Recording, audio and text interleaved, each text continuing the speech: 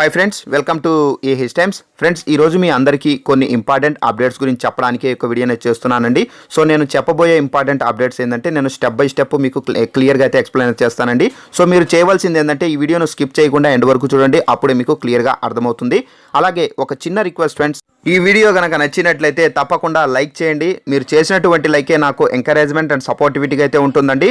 అలాగే ఎవరైనా first time కనుక మన ఛానల్ని విజిట్ చేసినట్లయితే వెంటనే క్రింద ఉన్నటువంటి సబ్స్క్రైబ్ బటన్ పైన క్లిక్ చేసి పక్కనే వచ్చినటువంటి బెల్ ఐకాన్ మీద ట్యాప్ చేయండి. ట్యాప్ చేసినట్లయితే ఈ విధంగా 3 ఆప్షన్లు అయితే వస్తాయండి. ఆల్ అనే ఆప్షన్ పైన ట్యాప్ చేసి యాక్టివేట్ చేసుకోండి. గవర్నమెంట్కి సంబంధించి ఏ చిన్న ఇన్ఫర్మేషన్ వచ్చినా కానీ మీరు నోటిఫికేషన్ రూపంలో అయితే చూడవచ్చు. అలాగే ఇన్ఫర్మేషన్ గురించి చాలా మందికి అయితే తెలియదండి. సో ఇన్ఫర్మేషన్ మీకు తెలిసిన వాళ్ళందరికీ షేర్ చేయండి. సో ఫ్రెండ్స్, ఇక వివరాలు చూద్దామండి. మనం ఫస్ట్ ఇంపార్టెంట్ అప్డేట్కి సంబంధించి అయితే చూద్దామండి. తక్షణమే 10,000 రూపాయలు ఆర్థిక సాయం అని చెప్పేసి టైటిల్తో అయితే రావడం అయితే జరిగిందండి. సో ఒక్కొక్క నోటిఫికేషన్ అనేది చదివి మీకు క్లియర్గా అయితే ఎక్స్ప్లెయిన్ అయితే చేస్తానండి. సో ఇది లాంగ్ వీడియో అయితే కాదండి. సో నేను ఏదంటే షార్ట్ కట్లో చదివేసి మీకు క్లియర్గా అయితే ఎక్స్ప్లెయిన్ చేస్తానండి. సో ఫ్రెండ్స్, ఇదండి నోటిఫికేషన్. చూసుకున్నట్లయితే ఆపద రోజే 10,000 తక్షణ సాయం అని చెప్పేసి టైటిల్తో అయితే రావడం అయితే జరిగింది. మనకి ఇక్కడ హెడ్లైన్స్ అయితే ఇవ్వడం అయితే జరిగిందండి. వైఎస్ఆర్ బీమా పథకం విధి విధానాలు వెల్లడి. 15 నుండి 21 రోజుల్లోనే లబ్ధిదారుని యొక్క నామినీకి మిగతా క్లెయిమ్ డబ్బులు. అలాగే అర్హత ఉన్నవారు సచివాలయంలో పేర్లు నమోదు చేసుకోవచ్చు. గ్రామీణాభివృద్ధి శాఖ ముఖ్య కార్యదర్శి ఉత్తర్వులు జారీ అని చెప్పేసి ఇవ్వడం అయితే జరిగింది. సో ఇక్కడ మన మ్యాటర్ అనేది కొంచెం చదువుకుందామండి, మొత్తం మ్యాటర్ చదువుకోకుండా. ఇంటిని పోషించే పెద్ద చనిపోవడం వంటి కారణాలతో ఆ కుటుంబం అనాథగా మారకూడదన్న ఉద్దేశంతో వైఎస్ఆర్ బీమా పథకాన్ని శ్రీకారం చుట్టిన రాష్ట్ర ప్రభుత్వం ఆపద సమయంలో అదే రోజు లబ్ధిదారుని కుటుంబానికి 10,000 రూపాయలు తక్షణ సాయం అందజేయాలని ఆదేశాలైతే జారీ చేసింది. ఈ మేరకు వైఎస్ఆర్ బీమా పథకం అమలుకు సంబంధించిన విధి విధానాలతో పంచాయతీరాజ్ గ్రామీణాభివృద్ధి శాఖ ముఖ్య కార్యదర్శి గోపాలకృష్ణ ద్వివేది ఉత్తర్వులు అయితే జారీ చేశారండి. సో అర్హత ఉన్నవారు కూడా ఎవరైనా ఉన్నట్లయితే మీరు గ్రామ మరియు వార్డు సచివాలయానికి వెళ్ళి అప్లై అయితే చేసుకోండి. మీ పేర్లు కనుక మీ పేర్ల పైన సర్వే అనేది చేస్తారు. సర్వే చేసిన తర్వాత మీరు అర్హత ఉన్నట్లయితే కనుక మీకు ఈ వైఎస్ఆర్ బీమా పథకానికి సంబంధించి మీరు ఎలిజిబుల్ అవుతారండి. సో అలాగే మనకి ఏంటంటే 15 నుండి 21 రోజుల్లో మీకు లబ్ధిదారుల నామినీకి సంబంధించి మిగతా డబ్బులు కూడా ఇస్తారండి. అలాగే గ్రామీణాభివృద్ధి ముఖ్య కార్యదర్శి గారే చెప్పడం అయితే జరిగిందండి. ఇది మనకు ఆపద ఫస్ట్ ఇన్సిడెంట్ ఏ రోజు అవుతుందో అదే రోజు మీకు 10,000 రూపాయలు తక్షణ సహాయం అయితే చేస్తారండి. ఇది మనకు ఫస్ట్ ఇంపార్టెంట్ అప్డేట్ వైఎస్ఆర్ బీమా పథకానికి సంబంధించి. అలాగే మనం సెకండ్ ఇంపార్టెంట్ అప్డేట్ కనుక చూసుకున్నట్లయితే ఇక్కడ చూడండి, 9.3 జగనన్న తోడుకు లక్షల దరఖాస్తులు అని చెప్పేసి ఇవ్వడం అయితే జరిగిందండి. ఈ మొత్తం మ్యాటర్ చదువుకోకుండా సింపుల్ షార్ట్ కట్లో చెప్పేస్తానండి మీకు. ఇక్కడ చూసుకున్నట్లయితే వీధుల్లో చిరు వ్యాపారులకు 10,000 రూపాయలు చొప్పున వడ్డీ లేని రుణాలు. ఇప్పటిదాకా బ్యాంకులకు సమర్పించిన దరఖాస్తులు 8.3 లక్షలు. 6.3 లక్షల మందికి 631 కోట్లు వడ్డీ లేని రుణం మంజూరు. దరఖాస్తుదారులకు గుర్తింపు కార్డులు జారీ. ఈ నెల 24న ముఖ్యమంత్రి చేతుల మీదుగా ప్రారంభం అని చెప్పేసి మనకు హెడ్లైన్స్ అయితే ఇచ్చారండి. సో మనకేంటంటే ఈ వీధిలో వ్యాపారులు ఎవరైతే చేస్తారో అంటే స్ట్రీట్ వెండర్స్కు మనకు జగనన్న తోడు పథకానికి సంబంధించి ఇప్పటి వరకు 9.3 లక్షల మంది అయితే అప్లై చేసుకున్నారండి. దాంట్లో మనకు దరఖాస్తులు ఏంటంటే బ్యాంకులకు సమర్పించిన దరఖాస్తులు వచ్చి 8.3 లక్షలు అయితే సమర్పించారు. అలాగే ఈ పథకానికి సంబంధించి ఇప్పటి వరకు 6.3 లక్షల మందికి 631 కోట్లు అయితే ఏపీ ప్రభుత్వం అయితే కేటాయించారండి. సో ఈ పథకానికి సంబంధించి ప్రతి ఒక్కరికి అర్హులైన ప్రతి ఒక్కరికి 10,000 రూపాయలు అయితే రుణం అనేది ఇస్తారు. ఆ రుణానికి మీరు వడ్డీ అనేది కట్టవలసిన అవసరం అయితే లేదండి. ప్రతి నెల ఈఎంఐ రూపంలో అయితే చెల్లిస్తే చాలండి. అలాగే ఇప్పుడు ఏంటంటే మనకు ఈ పథకానికి సంబంధించి అన్ని డాక్యుమెంట్స్ అన్ని వీళ్ళకి సంబంధించిన దరఖాస్తులన్నీ బ్యాంకులకు సమర్పించారండి. సో దీనికి సంబంధించి మనకు 24వ తారీఖున ఈ పథకానికి సంబంధించి మనకు డబ్బులు అనేది వేస్తారండి. సో ముఖ్యమంత్రి చేతుల మీదుగానే ఈ నెల 24న ఈ జగనన్న తోడు పథకానికి సంబంధించి ప్రారంభించున్నారు. సో ఇది మనకు జగనన్న తోడు పథకానికి సంబంధించినటువంటి అప్డేట్ అండి. అలాగే మనం థర్డ్ ఇంపార్టెంట్ అప్డేట్ చూసుకున్నట్లయితే ఇక్కడ చూడండి, సచివాలయాల్లో రవాణా సేవలు అని చెప్పి టైటిల్ అయితే రావడం అయితే జరిగిందండి. సో ఇక మనకు డ్రైవింగ్ లైసెన్స్కి సంబంధించి మనము ఆఫీసుల చుట్టూ తిరగవలసిన అవసరం అయితే లేదండి. సో సచివాలయంలోనే ఈ సేవలు కూడా మనకు అందించడం అయితే జరిగింది. పర్మిట్ల మంజూరు సలహాల సేవల అనుసంధానం అని చెప్పేసి ఇవ్వడం అయితే జరిగింది. ఇక్కడ మనకు కొంచెం మ్యాటర్ అనేది ఇవ్వడం అయితే జరిగిందండి. ఈ పూర్తిగా కాకుండా మనం షార్ట్ కట్లో చదువుకొని తెలుసుకుందామండి. ఇక్కడ చూడండి, రాష్ట్రంలోని సచివాలయాలు రవాణా సేవలు అందించనున్నాయి. డ్రైవింగ్ లైసెన్స్ల మంజూరుకు రెన్యువల్, లెర్నర్ లైసెన్స్ల జారీ, కొత్త పర్మిట్ల మంజూరుకు రిజిస్ట్రేషన్ వంటి కొన్ని సేవలను సచివాలయం ద్వారా అందించనున్నారు. దళారుల ప్రమేయాన్ని కట్టడి చేసేందుకు 82 రకాల సేవలను ఆన్లైన్ చేసిన రవాణా శాఖ ప్రజలకు మరింత చేరువయ్యేందుకు సాంకేతికత అవసరం లేని సేవలను సచివాలయాల ద్వారా అందించనుంది.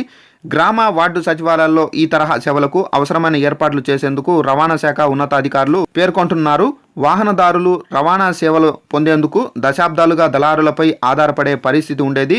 LLR మొదలు రవాణా శాఖలో ఏ పని కావాలన్నా దళారులు ఉంటే తప్ప పని కాని పరిస్థితి రవాణా శాఖ కార్యాలయాల్లో ఉండేది. కొందరు అధికారులు దళారులతో కుమ్మక్కయ్యి వాహనదారులను భారీగా దోచుకునేవారు.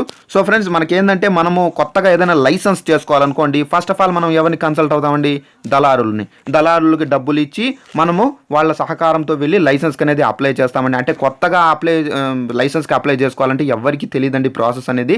సో మనం ఫస్ట్ ఆఫ్ ఆల్ ఏజెంట్ని మాత్రమే కన్సల్ట్ అవుతామండి. సో ఈ విధంగా మీరు కన్సల్ట్ కాకుండానే డైరెక్ట్గా ఇక నుండి మనకు గ్రామ మరియు వార్డు సచివాలయాలు అయితే ఈ సేవలు అనేది రవాణా శాఖ అయితే స్టార్ట్ చేశారండి. సో మీరు గ్రామ మరియు వార్డు సచివాలయానికి వెళ్ళి సో అక్కడ మీరు అప్లై చేసుకొని మీరు డైరెక్ట్గా లైసెన్స్కి ట్రయల్కి వెళ్ళి డైరెక్ట్గా లైసెన్స్ అనేది తీసుకోవచ్చండి. సో ఇక నుండి మనకు సచివాలయాల్లోనే ఈ రకమైన సేవలు అయితే రానున్నాయి. సో ఇంకా మనకు దళారుల అవసరం అనేది ఉండదండి. సో ఇది మనకు సచివాలయాల్లో రవాణా సేవలు అని చెప్పేసి ఉన్నటువంటి థర్డ్ ఇంపార్టెంట్ అప్డేట్ అండి.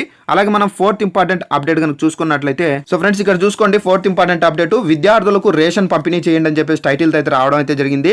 సో జిల్లాల్లో మధ్యాహ్నం భోజనం అమలవుతున్న అన్ని ప్రభుత్వ యాజమాన్య పాఠశాలల్లోని విద్యార్థులకు సెప్టెంబరు అక్టోబరు నెలకు సంబంధించి డ్రై రేషన్ పంపిణీ చేయాలని చెప్పేసి డిఈఓ శామ్యుల్ మధ్యాహ్నం భోజనం పథకాన్ని ఏడి కృష్ణయ్య తెలిపారు. సెప్టెంబర్కు 2.5 కిలోలు ప్రాథమిక పాఠశాలల 3.75 కిలోలు